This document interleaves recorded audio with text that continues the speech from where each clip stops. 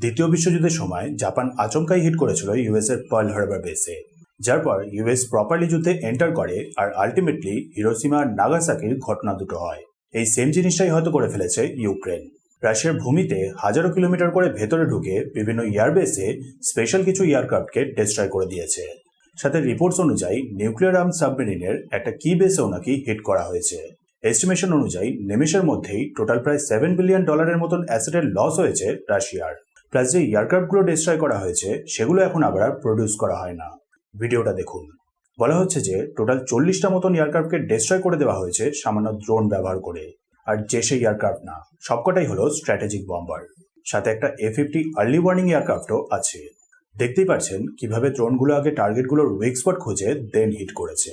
খুব কমই দেশ আছে যাদের কাছে এই স্ট্র্যাটেজিক বম্বারগুলো আছে। ইউএস, রাশিয়া আর চীন হলো সেই তিনটি দেশ। রাশিয়ার কাছে ছিল অ্যাপ্রক্স 137টা। ইউক্রেনিয়ান সোর্স অনুযায়ী যে নাম্বারটা এখন অনেকটা কমে গেছে। ম্যাপে দেখলেই বুঝতে পারবেন কতটা গভীরে গিয়ে গিয়ে এই অ্যাটাকগুলো হয়েছে, যাদের মধ্যে একটা হলো বেলায়া এয়ারবেস সাইবেরিয়াতে 4500 কিলোমিটার ভেতরে। আরেকটা হলো ইউক্রেনকা এয়ারবেস 5000 কিলোমিটার দূরে, চীনের একেবারে নর্থ ইস্টার্ন বর্ডারের কাছে। সাইবেরিয়াতে বেশি ক্ষতি হয়েছে। আরেকটা নিউক্লিয়ার সাবমেরিন বেসে যে হিট হয়েছে সেটা হলো রাশিয়ার নর্দার্ন ফ্লিট, একটা কি বেস। এগুলোর কারণেই রাশিয়াতে এখন সবাই বলছে এটা হলো অ্যাকচুয়ালি রাশিয়ার পার্ল হারবার মুভমেন্ট। রাশিয়াতে এখন সবাই চাইছে ইউক্রেনের একটা পার্মানেন্ট সলিউশন বের করতে, কারণ সবাই বুঝতে পেরেছে 3 বছর হয়ে গেছে, বাট পুতিন এখন এই কনফ্লিক্টটাকে ওয়ার মানেননি। এখনো এটাকে ট্রিট করে যাচ্ছিলেন অ্যাজ অ্যান অপারেশন। এখনো প্রপারলি ওয়ার ডিক্লেয়ার করেননি, ধীরে ধীরে এগোচ্ছিলেন।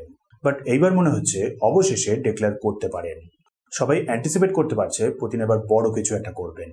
কারণ লাস্ট টাইম যখন ইউক্রেন রাশিয়ার অনেকটা ভেতরে ঢুকে গিয়ে এরকম কিছু একটা করার চেষ্টা করেছিল, পুতিন তখন পুরো ওয়ার্ল্ডের সামনে হাইপারসনিক মিসাইলের শো স্টার্ট করে দিয়েছিলেন। সেখানে এবারে এত কিছু লস হওয়ার পর ইউক্রেনের কপালে অবশ্যই দুঃখ আছে। খবর আছে যে ইউক্রেনের তরফ থেকে এই অ্যাটাকটার জন্য 1.5 বছর আগে থেকে প্ল্যানিং শুরু হয়েছিল।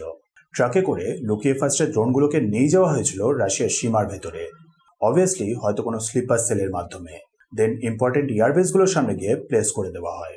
রিসেন্টলি ইস্তানবুলে পিস টকটা হওয়ার আগে লক্ষ্য করেছিলেন পুতিন আর ট্রাম্পের মধ্যে একটা ইস্যু তৈরি হয়ে গিয়েছিল, যারপর ট্রাম্প পুতিনকে একটা ওয়ার্নিংও দিয়েছিলেন। আর তারপরেই ইউক্রেনের এই অ্যাটাক। ট্রাকগুলোকে যে প্লেস করা হয়েছিল এয়ারবেসগুলোর সামনে, সেগুলো থেকে এক এক করে ড্রোনগুলো বেরোতে থাকে আর এয়ারক্রাফটগুলোকে ডিস্ট্রয় করা শুরু করে পিন পয়েন্ট অ্যাকুরেসির সাথে। সীমানা তো ভেতরে হওয়ার কারণে এয়ার ডিফেন্সগুলো কিছু করে উঠতে পারেনি। যাই হোক, ক্ষতি অনেকটাই হয়েছে।